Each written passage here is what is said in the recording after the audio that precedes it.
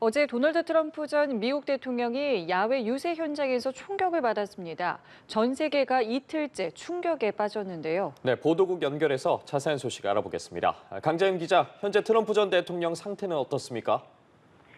네, 트럼프 전 대통령은 어제 총격 사건 직후 병원에서 응급치료를 받은 뒤 뉴저지 인근 개인 골프 클럽에서 하룻밤을 보냈습니다. 스스로 총알이 귀를 관통했다고 밝혔지만 건강 상태는 비교적 양호한 것으로 전해졌는데요. 트럼프 전 대통령은 개인 소셜미디어를 통해 오직 하나님 덕분에 더 큰 참사를 막을 수 있었다며 두려워하지 않고 악에 맞서 싸울 것이라고 전했습니다. 그러면서 총격범이 자신의 일정을 바꿀 수는 없다며 예정대로 대선 행보를 이어나가겠다는 의지를 밝혔는데요. 외신들은 트럼프 전 대통령이 이번 주 공화당 전당대회가 열리는 밀워키에 도착했다고 보도했습니다. 피격 사건의 여파로 전당대회장 곳곳에는 무장 인력이 배치되는 등 보안이 한층 더 삼엄해졌습니다. 트럼프 전 대통령은 나흘간 열리는 전당대회에서 공화당 대선 후보로 정식 지명될 예정입니다.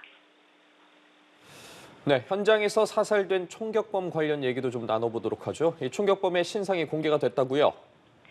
그렇습니다. FBI는 이번 사건의 용의자가 펜실베이니아에 사는 올해 20살 백인 남성 토머스 매슈 크룩스라고 밝혔습니다. 범행에 사용한 소총은 용의자의 아버지가 합법적으로 구입한 것으로 전해졌습니다. 범인의 차량과 집에선 폭발물이 발견되기도 했는데요.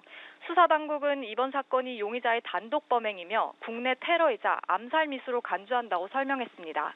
다만 용의자의 범행 동기는 아직 확인되지 않은 상태입니다. 수사당국은 용의자가 과거 범죄 이력도 없고 테러리즘과의 연계 흔적 또한 발견되지 않았다고 밝혔는데요.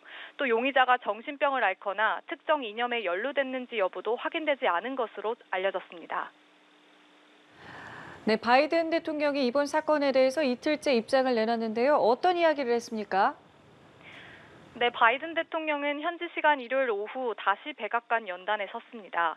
약 3분가량의 짧은 대국민 연설에서 극단적으로 이분화된 정치 양극화에 대해 우려의 목소리를 냈습니다. 바이든 대통령은 통합이 가장 중요한 가치이며 현재 이보다 중요한 것은 아무것도 없다고 말했습니다. 그러면서 이번 사건에 대한 독립적인 조사를 지시했고 그 결과를 국민들과 공유하겠다고 밝혔습니다. 또 트럼프 전 대통령이 잘 회복되고 있음에 감사하다고 전했습니다. 이번 사건 이후 공화당 소속 마이크 존슨 하원 의장을 비롯해 미 정치권에서도 증오의 정치를 중단하자며 자성의 목소리가 나오고 있습니다. 지금까지 보도국에서 전해드렸습니다.